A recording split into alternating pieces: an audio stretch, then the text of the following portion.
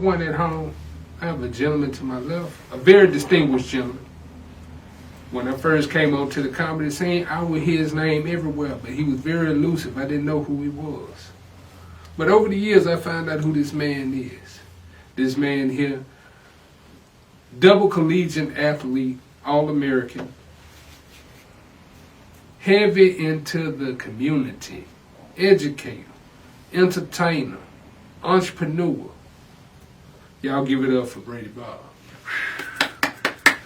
Man, you made me feel like I was somebody. What? Hey, in the words of Jesse Jackson, you are. I am what? Somebody. Come on. That's right, man. Man, I appreciate you, man, having me on your show, man. Man, hey, long time coming. Yeah. I ain't gonna say nothing. I'm gonna wait but my turn. I've been asking. You did. I said I'm gonna wait my turn, you know. Yeah. But I'm here, man. God got me what? Ready. Got me here. Got me ready. Yeah, man. I appreciate you, man. Yeah. Appreciate you having me, doctor. What's up with it, man? Let's get it on, man. So the first thing I want to talk about. I want to talk about who is Brady Bobb. Now I called out all of your many titles, but who is Brady Bobb? If you could give a definition to the people of who you are. Man, God-fearing man first. Okay. God-fearing first. Okay. Father second. Family man. Single man. Ladies. Man, I'm just me. You know, I'm not trying to be nobody else. I used to think I was Jordan, though, back in the day when I thought I was Jordan. I used to walk like him, chew the gum like him, but as I got older, man, you know, I got to be me. So I'm Brady Bobb, man. I'm Brady Bobb. I'm just me, man. I'm not trying to be nobody else in the game. I'm trying to be me, trying to do me. Focusing on what? You. Me. That's right. Yeah. All right. See, I like when you do them pauses like that. Yeah. Because, see, I got uncles. I got my Uncle right. Vernon, see, back before he got sick, same dress, everything, he'll tell you right there. But, see, sometimes people, they take being self-assured as being cocky or confident, too confident. But I know that that's not the case. I know that you are very modest young man. I used to be very flamboyant and I would say cocky, but God will deliver you from those attributes if you don't know how to use them the right way.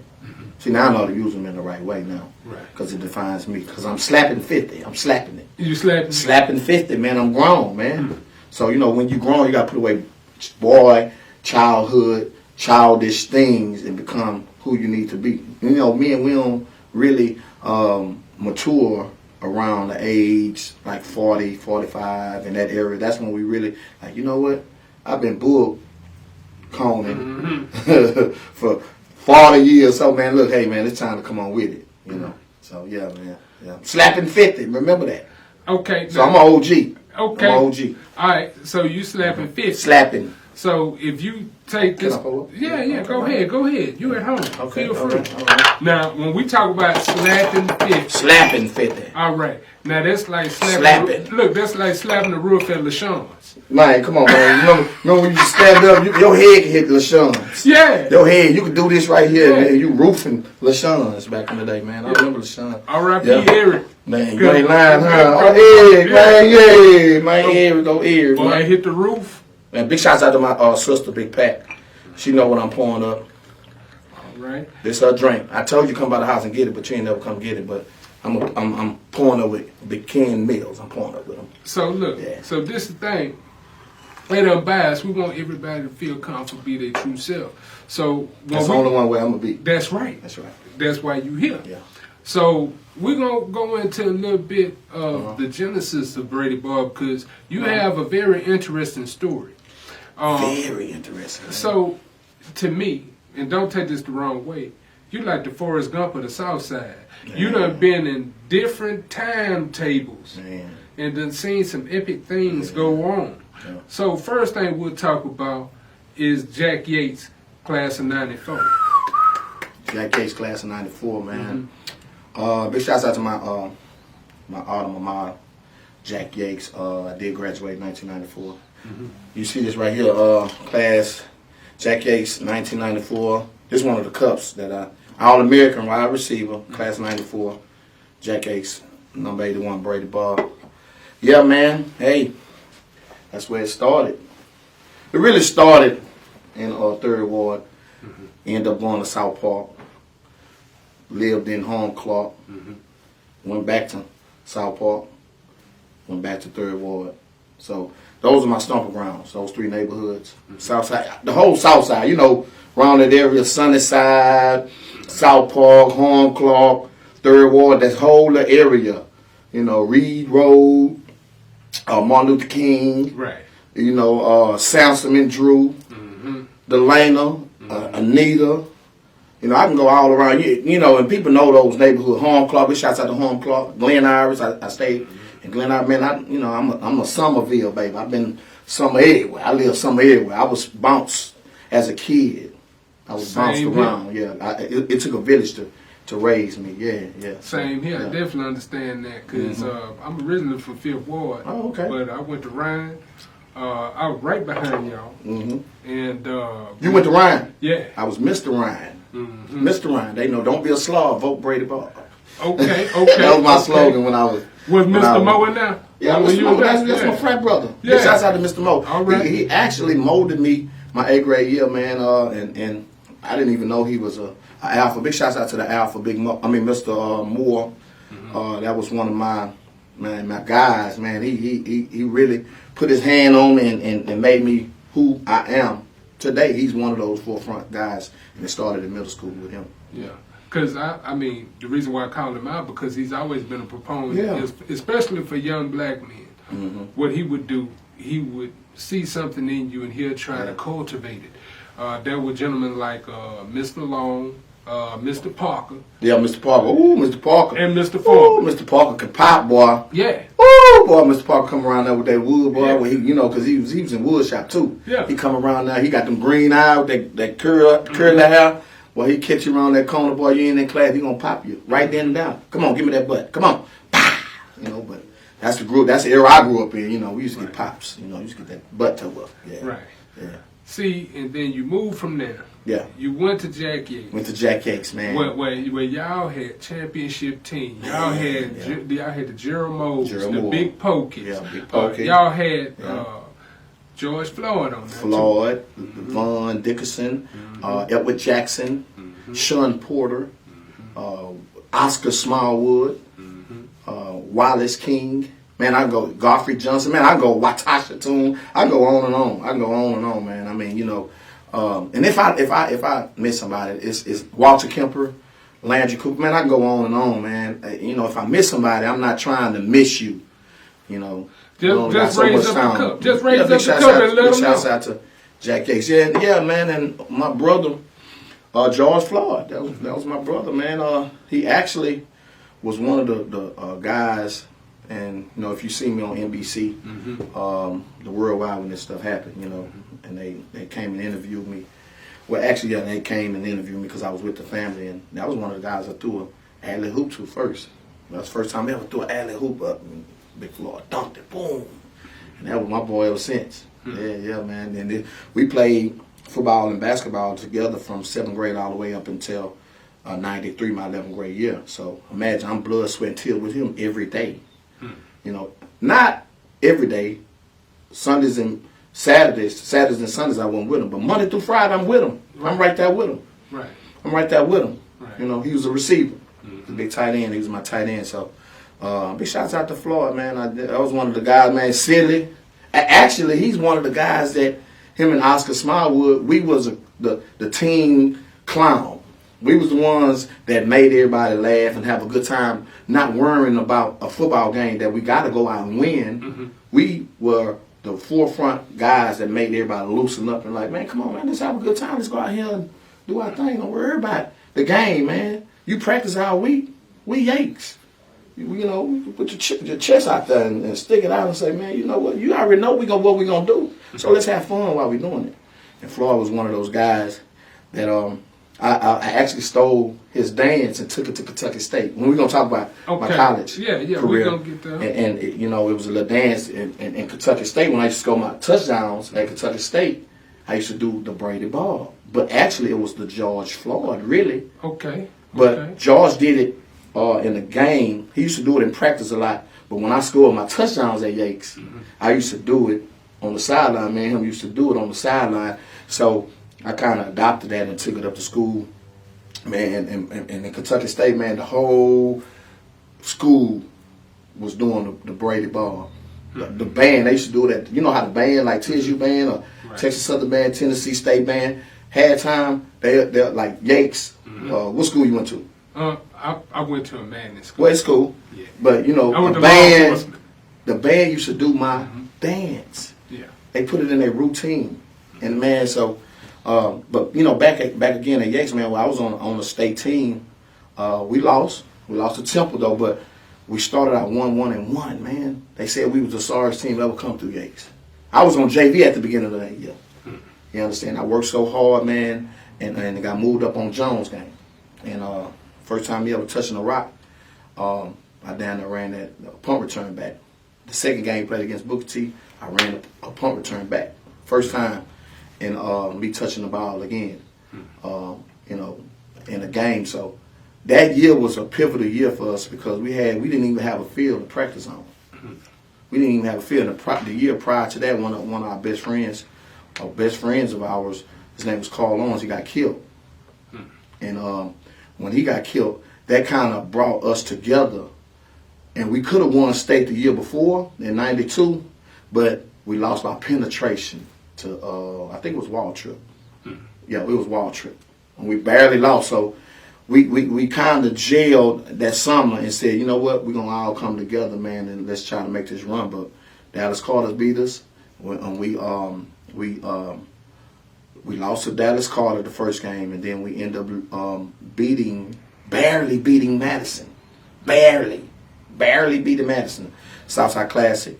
And then we tied with Sterling.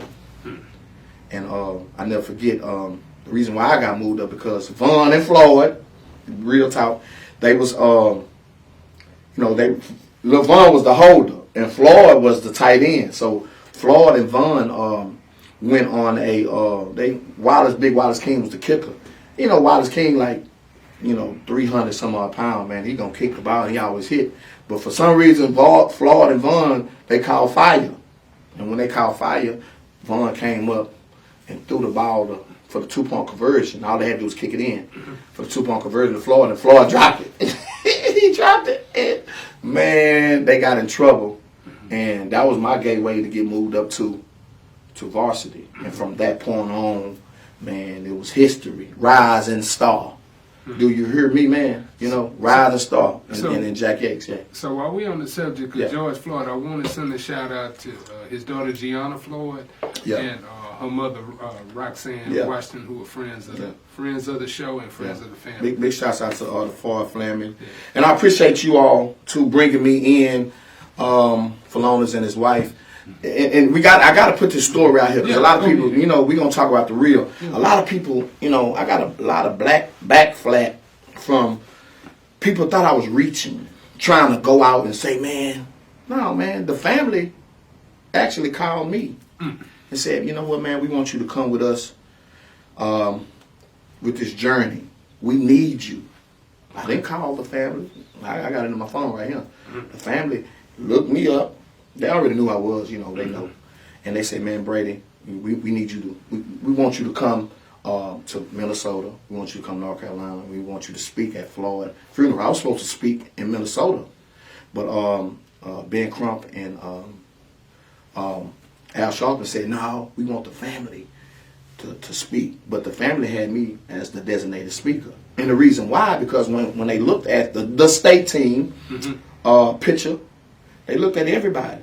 They said, man, Brady Bobb, he's a teacher, he's a comedian, he's solid, ain't been in no trouble, graduated from college, he know how to articulate himself.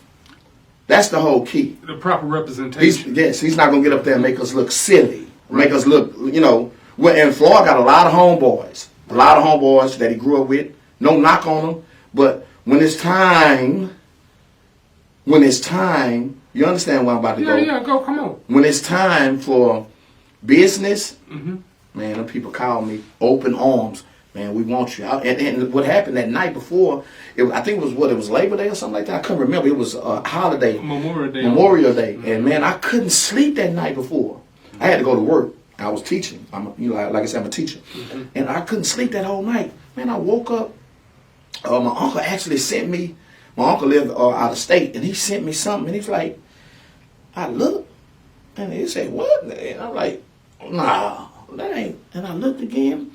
See, I know Floyd. I know his voice. And when I heard him on that ground, I said, that's Big Floyd.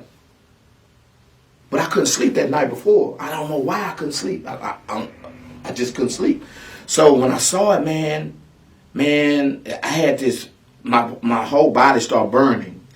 I wanted to go through the phone and help him because, man, he didn't deserve that, man. Right. He didn't deserve that at all, man, because if you know him, he's a gentle giant, man. And boy, his smile can light up these rooms. You come in, man, he just starts smiling with you doing better.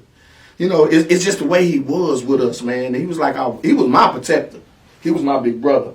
And when I say him and Vaughn taught me how to put, him and Vaughn Dickinson, the other receiver on the other side of me. Big shots out to Ville, too. The other receiver on the side of me taught me at Ryan, because I had never ever played football until I got to until I got to Ryan. Vaughn and then Floyd helped me taught me how to put my pads in my pants. Okay. They taught me.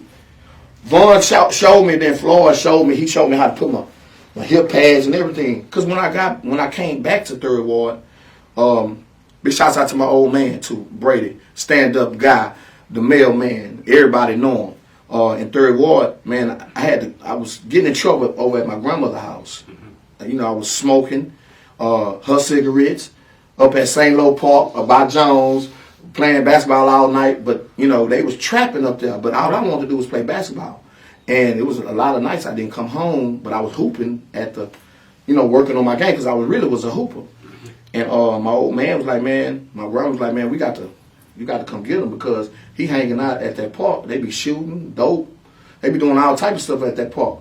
But I was really working on my game, because I want to be a hooper. Right. And my old man came and got me, so I had to go back to Third Ward, and that was my first time at Ryan.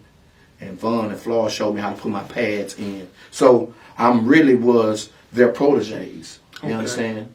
And I'll never forget my 7th grade year, I got house built. So I wasn't able to really show people what I can do because when you get house built in middle school, excuse my language, your whole year gone. That's right. And I'll never forget that. That was the first time I ever made a 58 in my life. And that was the last time I ever failed in grades. My dad would whoop my butt. And anybody that know my daddy, he ain't play.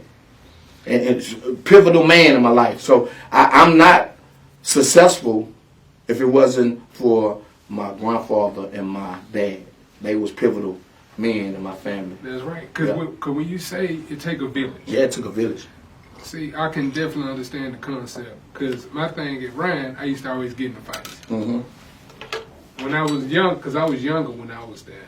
Because I come straight during the time when it was North Side versus South Side. Yeah. So I had to get in there and I had to assimilate. And once I assimilated, I started to understand that. Assimilate, you heard the word. Yeah. So what that means, you have to blend in. That's right. So once I got immersed into the environment, what I started to do and what I started to understand is it was so much culture that was going on. Because I know, even though you're talking about the football, you started to talk about the music at the same time. Because we know Floyd was on some screws.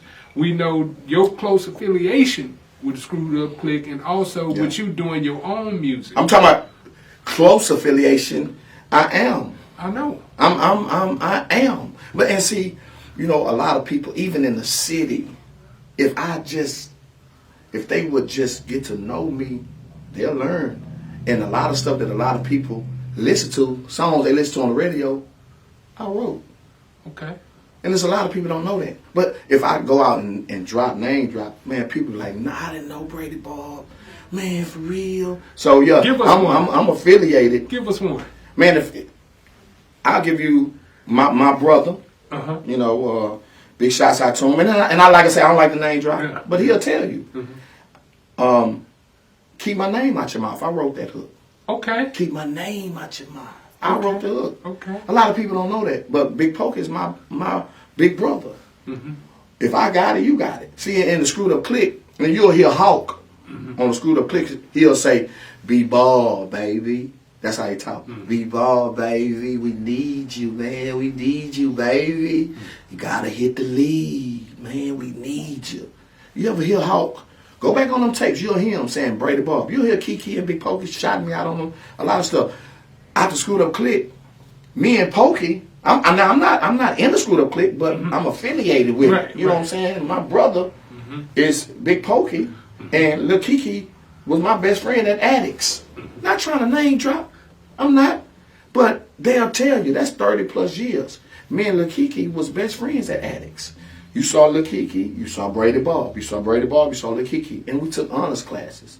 So the affiliation with the Screwed Up Click, I was the person, I had a car. My mama, she gave me a car.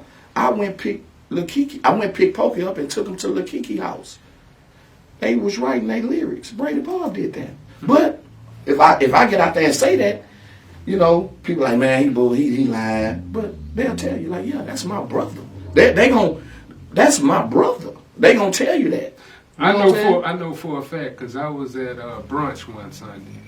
And, you know, on the humble, Big Poker, one of my favorite rappers. So I went over to him. You know, that's one of my favorite rappers, too. Look, you know, as a G, I went over to him. I with my wife. I said, hey, you know, I gave him his flowers. And I said, hey, I do comedy, you know what I'm saying? I know your people. He said, yeah, Brady, my brother.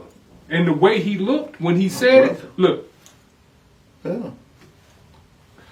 So, just to elaborate on that, in the Screwed Up Click, me and Big Pokey was the ones that was going to fund, if we would have went to the league, we was going to fund the NFL money for Screw. Yeah. I got a mean story. I could write a book on some of the stuff I saw and was affiliated with. Right. We'll be all day. Right. Yeah. Because that's why I say, with no disrespect, yeah, Forrest Gump of the South Side, because you have seen certain things. Now, we done touched on the music. Now, I want to touch on the comedy. Wait. Let's touch on the music, because even with the music, you understand, and the music really starts while I was in Kentucky State University. Okay. You understand? Now, I had to go to Kentucky State University because I could have went to any school in America. I was the #1 receiver in Houston, hands down, Greater Houston, #1 receiver, All-American in Texas. Some polls I was 1, 2, 3. Yeah, and it took me 1 year to do it. 1 year, not no 3 year. It took me 1 year to do it. So I could have went to any school in the world. Didn't get my grades. Me and Pokey. I didn't take the test. I had the grades, but I didn't take the test when it was time for me to take it. I had the big head. That's where the what's the word I want to use for when you cockiness. Oh, you didn't have the humility that you needed at that I needed at the time. So now I had to go to junior college. So me, Big Pokey, and Walter Kemper, we went to Blinn. So I had to go to Blinn my first year, and Big Pokey was my roommate.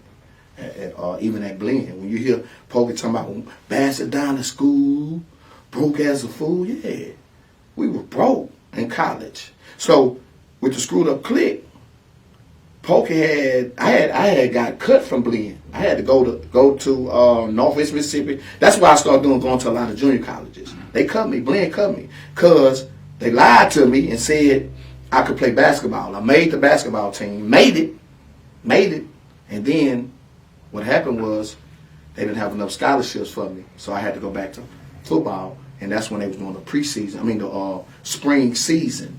So what happened was the coach was like, man, I know you don't want to, I know you don't want to be here, but really I did. Y'all lied to me and said that I could play 2 sports. What they thought I wasn't gonna make it, and I ended up making it. So they let me go, man. And the day they let me go, man, Oklahoma, Miami, A&M, Texas, LSU, Tennessee, Michigan was calling my room. Like, you got cut? And I told them the story. Man, no bull. The coach called me back the next day. Man, because I was a true freshman at Blinn. I played They threw the ball to me 13 times. I caught it 13 times. So at Blinn, you got to be the truth. You understand? So what happened was the coach called me back and said, man, we going to bring you back. Guess what I told him? No, man. Coming back here. Yeah, y'all going to see me again. Instead of humbling myself and say, man, you know what, coach, I appreciate you bringing me back. And the coach like, all right. No, he didn't need me. The next year they won championship. So they didn't need me. Right. They did not need me. And I was one of the reasons why that Blinn recruited Michael Bishop. Big shouts out to Michael Bishop. That's my brother. So, I mean, you know, like I say, with the screwed up clique, man, me and Pokey was the one that was, we was trying to, you know, use that league money to help the screwed up clique, to help them. Because we knew that, you know, it was going to be big. We knew. You know what I'm saying? And it was to the point where it's like, man, this is what we're going to do for Screw. Yeah, and what happened was, I ended up I gave my life to God in 1998. Big shouts out to me. Went to Kentucky State, some NFL agents. Big shouts out to Brian Overstreet, Eddie Combo. And I'm name dropping. It's time to start name dropping because a lot of people don't understand who I am. Pat Truesdale, they got me down to Kentucky State. Man, I did 3 years. Walked on, first year, walked on basketball. They gave me 3 years. And left it Hall of Fame All-American. Well, I had to walk on. That shows integrity. You got to walk on a school, walked on, started the next 2 years. But mind you, I'm a grown man. I was 23, so. So when you walked on, did they offer you the scholarship? After that first year, I had to prove myself. So a lot of people don't know that. Even my people from Kentucky State, they don't even know that. I walked on that first year. Came in, took my position. Give me that. I'm an All-American in Texas. How big is Texas? I'm the All-American. Give me that. Basketball, give me that. Give me that. Set trends and everything. So, ended up going to Kentucky State after the 3 years. Tried out for the NFL. Got cut. That's when I woke up like, wow. Now, mind you, while I'm down at Kentucky State, that's when I used to come home on breaks and drop those little jewels in the studio. You can go back and listen to a lot of the songs. I got songs with Hawk, Mike D, Chris Ward, Pokey, MJ, all the screwed up people. I got songs with them. You understand? So when I come home, I drop a few little jewels, man, and then go back up to school. Now, like I said, they keep my name out your mouth. I didn't know it was going to blow like that. Didn't know. I'm down at school trying to go to the league, trying to fund the money. I never forget, man, we finna play against North Carolina, man. I got on the phone. Pokey called me, and he told me Screw had passed. Now, mind you, I just hit by 20 points. We playing against North Carolina Central, and I dedicated that game to Screw. And I never forget, man, they kind of dimmed me. So that same year, I was entering the NFL draft, and I didn't even get picked up. I had to go free agent, and then end up getting cut. You know, I got worked up by everybody from the Bengals, the Cowboys, Chiefs. I should have went to the Cowboys, but I end up getting on with the Bengals, and they cut me, man. So I had to go back to school. So that's when the comedy came in. Now, there you go. Now we're gonna hold this quick piece because an acquaintance of mine went through that journey with you, Rudy Pickney. Come on, Rudy. That was my, and we played semi-pro together. That was my slash. He was my quarterback. He was my quarterback and one of my receivers and DB. Great guy, good guy, Rudy. Yeah, out of Wheatley, huh? Yeah, that's my see, family side, like my mama, his mama, that type of thing. Yeah. So when you say you go back to school after the NFL dreams, you start to look toward comedy. What pushed you in that line to get into comedy? What drove you there? So what's today's date? 2021. Yeah. I've been doing comedy since 2001. I mean, 2002. I take that back because I went back to school trash. I was trying to go to the league. You understand? Went back to school 1.9 grade point average. Trash. That means I wasn't doing nothing, and I really want to cuss, but I wasn't doing nothing, man. So that was a reality from everybody saying, yeah, you think you're going to go to the lead, huh? You know, you have it in your back of the head, but when you have that opportunity, and then it diminish, and then you like, damn. It was a reality check. God was like, man, all right now, you got a 1.9. What you gonna do? You can't go back to the house. You can't go back home. You got to come back with some substance degree. You got to come back with it, man. You can't go back to the house. Right. Ain't nothing back home. You got to come back with it. So what happened was, man, I sucked it up that summer. Redid some of my grades. Retook some classes. Got my GPA up to a 2.9 and pledged in 2002. Pledge Alpha, the oldest to ever pledge in my chapter. Big shouts out to Beta Mu Strong on chapter, Kentucky State University. I am called the Ancient One. So what happened was, after I got offline, man, I'm the man still on campus. I'm the man.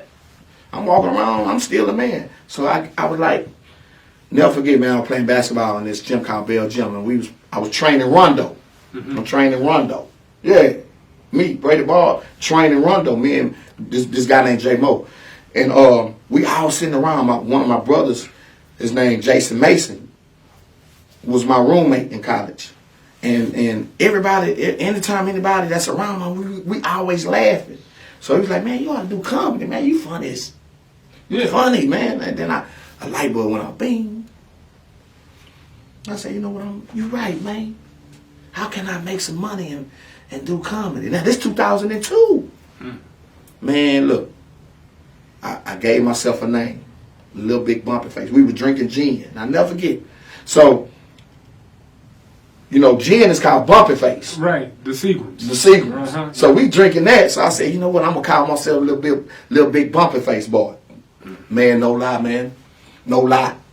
Little Big Bumpy Face boy, man. I was so cool with all the presidents. They loved me because I was a stand-up guy. I wasn't in no trouble. I never got no trouble at school. Did what I was supposed to do. And the president of the school allowed me. I had a key to every building. A key. Brady Bobb walk in. I can do whatever I want. The security, like say, man, we going to play basketball. I could form. Hey, we finna go hoop. Man, the gym not open. Call Brady Bobb. All right, I open up the gym. I had that much pool where I had keys to the building, so they allowed me to have our baby auditorium. I used to charge $2 every Thursday night to do comedy at school. Pack out the school. People from all around the different cities would come on campus on Thursday night and come to see me do comedy. And I was doing music too.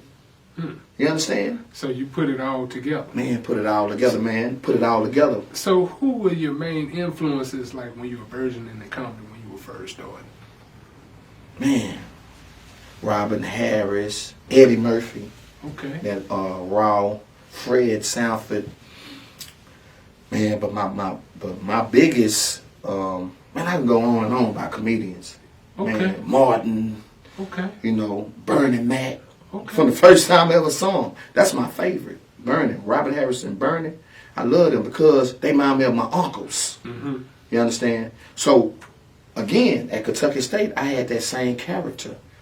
I was older than everybody. So, what I did was I took my comedy and put it on stage. And what was so live about it,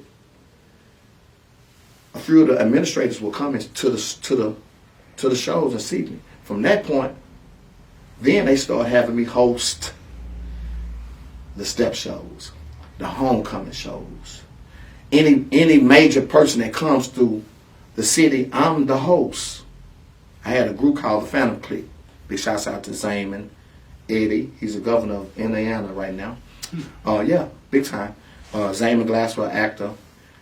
Dre, heavy metal, J Stone, first degree up in Saginaw, Michigan. That was our clique. Bruno, Spider, that was our clique.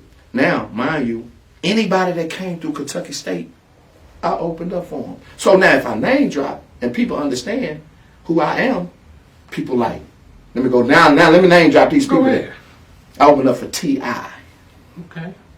T.I. I opened up for T.I., Juvenile, David Banner, Lil Jon Eastside Boys, Twister 2 times, 112 2 times, The Band, Sunshine Anderson, Donnell Jones, Midnight Star, Zap, Houdini. I can go on and on now. I'm going on and on now. You can tell me to stop. Hold. And Brady Bobb opened up for me. But hold. And this is in 2003, 4, 5. Because I left Kentucky State in 2005. And this is 20 some odd years ago. So people here in Houston don't even know. All right. And I can get people on the phone to verify that. Now, when we take the show back on the road and bring it back home. Bring it back home. All right. Now, when we bring it back home, what obstacles did you meet in order to get yourself supplanted into the comedy scene here in Houston? So that started in 1997. Okay. When I worked in Sharpstown Mall. Watch this. It was a guy, I worked in Foot Action upstairs, me and Eric, he got a smoke shop, and right there on Main Street, right in front of Sprint T-Mobile. It was a guy, worked at a clothing store. I know who that was. Watch this, up under me. Every day at lunch, we used to get together and be ranking on people that come in the mall. So guess who worked in that store down there? Ali Sadiq. Come on. Because back in them days, look, old Sharpstown used to look like Galleria of today. Yeah, of today. And he used to be in there with the dreads. That's one of my, and I can't rely, man, that's one of my closest friends back then in 97. You know what I'm saying? And I never forget, we used to sit down and say, man, we gonna be comedians, man. He was like, man, you funny too. I'm like, man, you funny too. Yeah, that's when it started. See, a lot of people don't know that. Okay. A lot of people don't know that. See, if I start name dropping, and see, this is a perfect time for me to name drop. Yeah. You know what I'm saying? So, me and Ali Sadiq started in 1997 doing comedy, ranking on people in the mall. I had to go out to college. When I come home from school, he all in the arena theater. I'm there. Like, man, this man here doing comedy for real, man. He get off stage, never, excuse my language, never shitting on me because he knew what it was. Right. He knew, man, that's Brady Bobb. Man, that dude funny too. I just didn't know how to put it together once I got back home because Houston had some hard hitters. Houston got some hard hitters, man. And see, now, if you see what's going on now, and we're gonna get to it because I know you see me emerging, but I'm really a part of the old school. You know, like when Big Mama have the baby kid, but your uncle, but the oldest is your daddy, right? But you grew up with me, right? See, that's what's happening right now. A lot of these comedians don't know. Well, how is Brady Bobb doing? I've been in the game. I've been in the game. So it started in 1997, but I immersed myself in college to get myself acclimated. But once I got to Houston, it was like, ooh, I better come on with it because everybody funny down here. I was the only one that was funny in Kentucky. Right.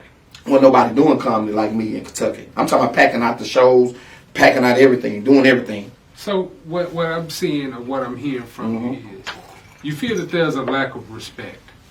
You feel as though you have that time in, but you feel as though you don't have that reverence that others No, may they just have. don't know. And then the way we was raised, the way I was raised, respect. See, they think I'm young. Everybody think I'm young. Everywhere I go, they think I'm young. I'm slapping 50. Brady Bobb is slapping 50. Like LaShawn. Yeah, slapping it. So, you know, a lot of people don't take the time to sit down and say, man, let me see. Let me talk to this guy. You know what I'm saying? That's why I commend you because it was a part of the time, and even in comedy, where I was just fed up with everybody. I used to put so many people on, I just got tired of putting people on. And I never forget one day you was like, man, when you gonna put me on? I was tired. I said, man, I done helped so many people. And they know it. Y'all know it. Y'all know it. Be real with yourself. Y'all know it. If I name drop, I just never name drop because it don't make sense. Right. I want you to like me for me at that point of time. So, yeah, it started in 97, man. It started in 97. And then it emerged when I got back home from school. And it's another guy. We taught together in the same school that I graduated from, that I was Mr. Ryan. His name was Eddie B. Yeah. See? He taught science, I taught history. We used to eat every day Like, man, he had characters. He said, man, you gonna come down and do characters for me? Yeah, man, I'll come whatever. Man, I'm down with you. Well, let's do it. Bam, blew up. Ali blew up. Now, you mind you, these are the guys that I really, really started with. Right. You understand? Eddie Brown, Eddie B. Characters every Tuesday, fired up. And what's a lie about it? I got it on tape. Then some of it's trending on YouTube. So, yeah, and you had all the hot comedians that's hot right now. The Billy Sorrells, the Grossman, the Eddie B. You know, I go on and on about people in general that was there in the building. James Blaze, you know, Brady Bobb. Now you got to mind you, Ali Sadiq got his room at Diallo's. Mm-hmm. I'm hitting that room, bam. You know, bumming some nights. Yeah, never forget. Ali was like, man, you funny fool, man, but you need a set. I said, what the hell? I'm just used to getting up on stage going hard, man. You know, well, he like, I said, Brady Bobb, get you a set, man. From that point to right now, I've been setting up. You understand? Been setting up because it took a friend of mine to say, man, you got something, but you just everywhere. Come up with a set, Bob. And I got it on tape. You understand? I got it on tape. So, to be honest with you, those guys were some of the forefronts that I started with. And now, what's happening right now, the type of heart I have, I got to help everybody. I want to help everybody. But people are so stuck on the moment of what you are now, not even checking your resume. And see, that's what it is. A lot of these cats never checked my resume because I never said nothing. But I want to go back to a point that you made earlier. Mm-hmm. Where I approached you when I first met you. And yeah, I was tired. Yeah, but see, this what I did. But I'm finna commend you on that. But look, this what I did. Mm-hmm. I flipped the whole game because I built my own. You did, and that's why I was so proud of you. For you to even have me right here, I'm so proud of you because what's happening is, man, I helped so many comedians. Come on, y'all, be real with yourself. Be real with y'allself. And I know y'all watching. Brady Bobb got tired. You know what I'm saying? I got tired. Man, I'm showing people the game. Sell these tickets. Mm-hmm. So when they come to the show, mm-hmm. you got your set of people. I give you 10 tickets. Some of y'all couldn't even sell 10 tickets. So when the show packed, mm-hmm. when I get on stage, everybody laugh. Ha, ha, ha. When they get on stage, they ain't saying nothing. They're my people. If I give you 10 tickets, can't sell 10 tickets? Come on, man. You know who you really think you are. I was carrying people on my back. That's why I had this thing called X-Men of Comedy. Okay. Now, one thing I did notice with the X-Men of Comedy, you took people that had certain talents, yeah. and you meshed them together. Now, these were, how I would say, a motley crew. People that you wouldn't put together, that you wouldn't... No, I put people together on that other people wouldn't even dare mess with. Okay. That's what it was. Okay. You understand? So, if God's steady giving me blessings, and I'm doing this, like hot ball, I'm steady blessing everybody else, but God was like, man, hold on, man. So now that's why I'm at the point where I'm at right now. So what happened was I was trying to help everybody else. Man, fool, help yourself first. So I'll never forget, you like, boy, when you gonna put me on something, man? And I was like, I got you, man. But at that point of the time, my mind was so made up, like, man, I can't keep helping everybody. Because guess what? I put all these people on, and nobody even just say, Brady Bobb, thank you, man. When you out and about, when you get amongst them stars, tell the truth. Man, Brady Bobb was one of the people that put me on first. That's all I want. I got my own money. I don't need none of y'all money. Yeah. Every time I throw a show, it's asses in the seats. Excuse my language. Yes, packed. But so, I mean, and one man show. Plane, so I'm not gonna stop you. Yeah, one man show. So if I'm giving people 10 tickets and you can't sell 10 tickets, so imagine if I got 5 comedians on one show. That's 50 people. Right. I got the other 100. They coming. Them 100 people after me. Mm-hmm. They coming to see me. Man, I'll be getting tickets back. I couldn't sell. You give me 8 tickets back? Come on, man. Come on, man. So, okay. Come on, man. Okay. Come on, So, man. all right. It doesn't add up. So, if I could paraphrase what you're trying to say to the people, is that you try to arm them with the skills for them to learn how to fish, but they didn't have the ethic to go through with it. And then get mad at me because the crowd is laughing at me. I can't help it. Because You brought them there. I brought them now. I'm supposed to. Man, if you can't, you got a room that holds 100 people and you can't pack it out, you trash. And I used to tell them the truth. Okay, look, okay, but hey, nah, I'm gonna tell you something You else. trash. Look, I'm gonna tell you. And I'm talking about me. I'm gonna tell you something else. That's what I said to myself. Man, at Brady Bobb, if you can't pack out a room, you trash, bro. I had to look myself in the mirror like this. You trash, Brady Bobb. So, whoever want to jump down with me, see, X-Man of Comedy was more like, you got your own special powers. Mm-hmm. I got my own special powers. When we come together, we join forces. Mm-hmm. That go to the moment. So when people out there laughing, and then the comedians getting jealous at me, come on, y'all. I'm all you gotta do is go by the plan, and you get to keep the money. I give you 10 tickets. I don't even, some promoters, they say, give me half of that. Mm-hmm. Me, Brady Bobb, you can have that money. That's your money. Mm-hmm. And I'm going to pay you. And I'm paying you. Now check this out. Come on, man. Now check this out. Now play devil's advocate. Mm-hmm. Now you say X-Men of Comedy. Now who would be the head of X-Men of Comedy? Who? Who would be the leader? Me, I'm the Black Professor X. Okay. Yeah. So, by them having the problem of getting jealous, you bestowing all of these gifts, all of these blessings to them, you getting the adulation, and they feel like they may be the fifth heartbeat. Could you possibly see it from their point of view? It's about business. What your business game is like. But see, that's the thing. See, a lot of people don't understand business. But see, that's the thing. When you start to get those people in those environments, but you bring them on, you bring them on, and I taught them. But they don't have that ingrained in them already. They don't. But see, I don't know that even off the rip. I don't know your business sense. You don't. So what I'm doing is my job as a leader to show you, hey, look, here go. I got 150 tickets off the rip. I got 5 comedians on the show. Either I'm going to host or headline. Either one. Bam. Here go 10 tickets. Here go 10 tickets. Here go 10 tickets. Here go 10 tickets. Y'all sell them. Keep the money.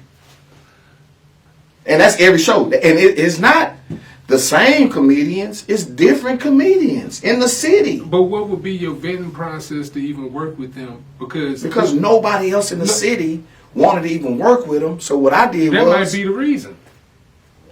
What I did was, I'm like, man, you know what? I feel y'all. You know, if you see a pit bull puppy on the street, you know that's a pit bull. You nurse him, man, that boy can be you don't know what, and that's what I saw. I saw the future. So that's who I am. I see the future because I done came. If you knew my past, you know it can happen. Right. So me, okay, you got something. Just work on this. And I ain't trying to tell you how to do you. I'm gonna show you how to make you some money while you work on your craft. And that's what it was. I'm business savage. Ain't nobody messing with me in the city when it comes to putting asses in them seats. Yeah. I've been doing that. I'm gonna be real. And they know that. And so if I be cocky, even if I'm humble, if I'm cocky, they don't like that. If I'm humble, they try to run over me. So my whole thing is, I got to find a way, an edge to say, you know what, y'all got me effed up, really. You know what I'm saying? But see, this is where I tell you I can learn. Yeah. Clear. Now, when dealing with certain folks, deal with them in black and white rather than the gray. I didn't know that. Because see, the gray spot going to always get you to a point where you're going to have... My heart too big. Right. So I'm not even worried about no gray. Look, because it's like this. Because I want to help everybody. Yeah, but That's see, even though we embody what God is and what Jesus is, we can't save everybody. And a comedian by the name of Tone Payne told me that. Oh, word. Tone Payne said, Brady Bobb, let some of these drown. Let them drown, Bob. You can't be Jesus. He told me that. And Tone, no, I ain't lying. He watching it now because he watching it. Yeah, Tone. Shout out to Tone. Yeah, big shout out to Tone. Look, Tone is one of my dear friends. Yeah. Now, I'm just telling you this unbiased and just out of perspective. Now, when now, even though you telling me this, when you asked me, I swear, man, I was so drained. I'm like, man, I can't help everybody, man. I want to help the dude because I see his drive, but I instinctively saw the future. Like, oh, he gonna be straight. Then he looked like Pimp C. I'm thinking like, man, I need to put him on a movie. That's what I'm thinking. Mm-hmm. He need to play Pimp C. Man, put me on. But then I see your set. I say, man, you got to get stronger. You remember I told you that?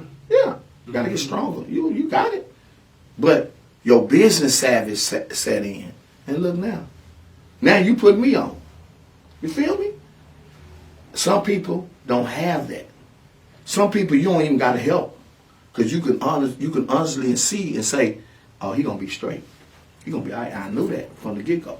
Because your confidence level was so high. I'm like, look at this big old dude think he lied, but I was like, he is live.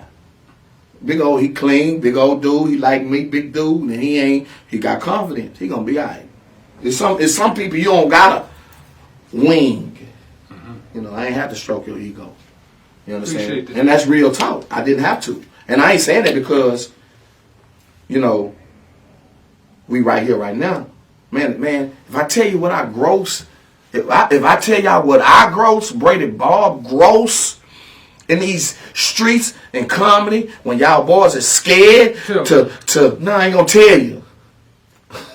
If I tell you what I gross doing comedy, man, boy, it's 7.9 million people here in Houston. If you can't get 10 people, if you can't get 20 people, you can't get 30 people, you can't get 40 people at your show, you trash. Flat out. I don't care if you the top comedian or you the bottom comedian here in Houston, 7.9 million people here in the city. So I go with numbers.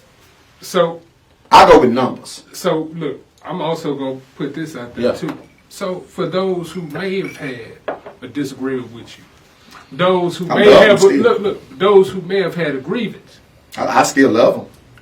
This is one thing that I can tell them. The easiest thing that you can do is approach a person direct and be honest with your words and tell them exactly how you feel. Me and you had a discussion like this. Yeah. We ain't got to talk about it, but at the same time, when we talk, we understood each other, and from then on, we was there. Let me show you something about you. The difference between other comedians that got stuff going on. I put y'all on. I don't want nothing. You got your own. You came and put me on yours. And some of these cats that made it, they doing their thing here in Houston. Now, one time they came back and said, Brady, come here, man. Let me put you on my show. Come here. And just to show you, I never put him on none of my shows. But he reached back and said, come here, Brady Bobb. I want you on my show. But we've been working on this for a while. No, I'm talking about the comedy show. Yeah, but we were working on that on a while, too. But imagine how many people that I did that now, and I look and I see them, they doing their thing, and I go on social media and look, and I say, they doing their thing. I say, okay. Now, one time they came back and said, I appreciate Brady Bobb. Now, I'm going to tell you who do. Trilly Poe do. You know what I'm saying? Man, I name some. Boy, if I start name dropping on some of these cats that's doing this comedy, and you know for a fact you can't beg him to say, man, put me on the show, Brady Bobb, man, when you gonna put me on the card? When you gonna do it? And then I did it. And then they doing their thing and don't even say, Brady Bobb, man, how much you charge? I probably would say, man, I ain't tripping, man, I'm gonna do it on the low for you and just put something in my pocket. I got money, man.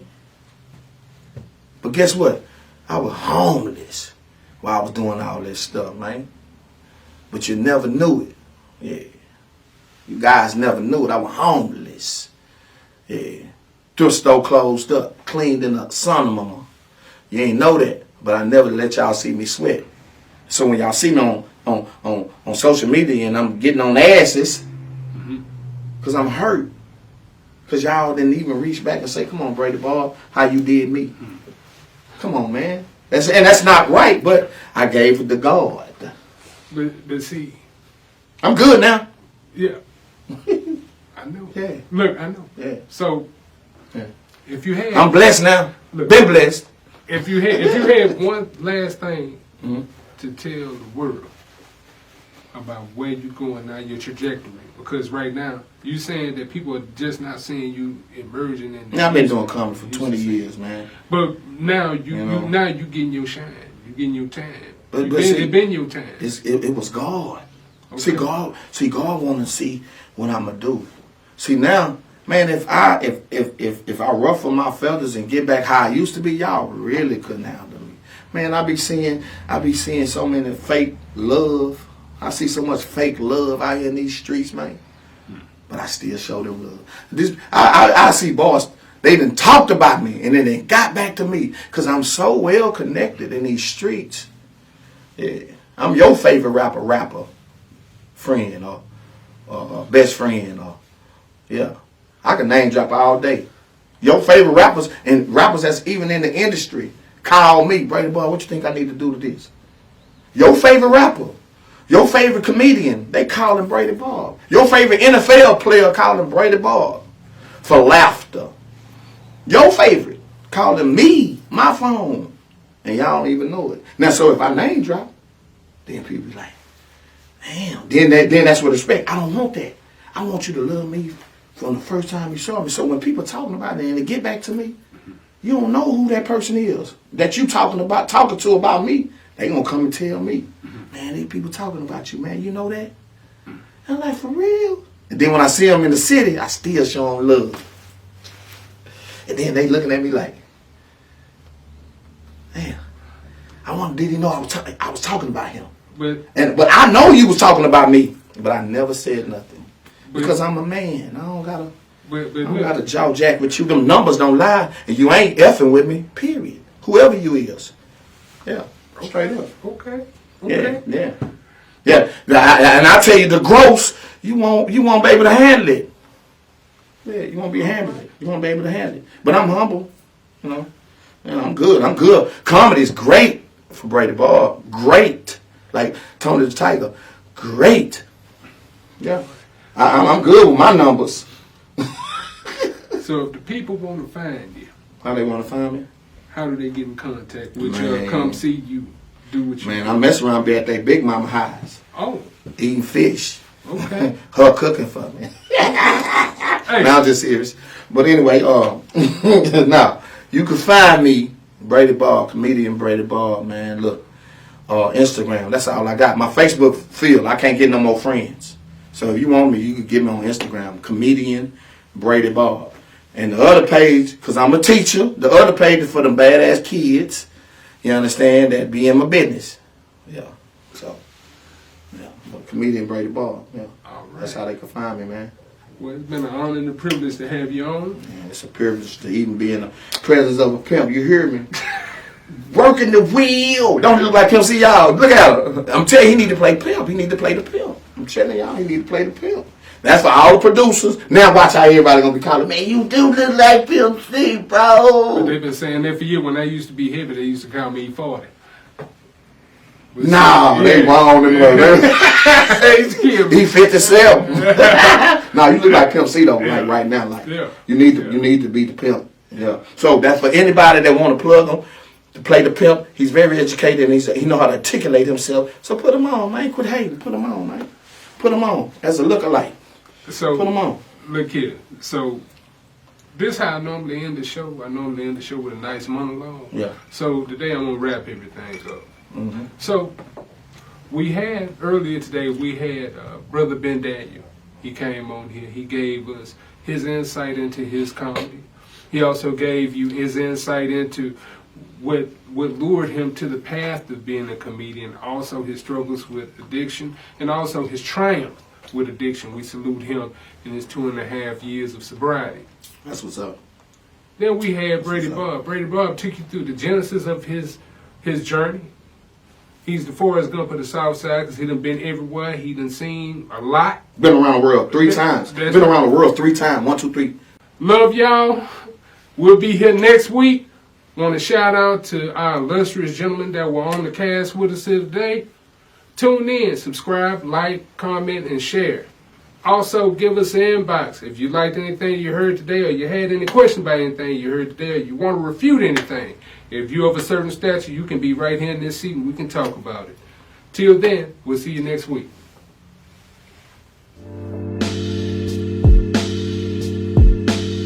Hello, family. Ken Mills here once again with World of Comedy 5 Entertainment. So to give you the idea of what unbiased is, we always see things on social media and also in the world where we wonder what is the thought process behind these idiotic things that people do.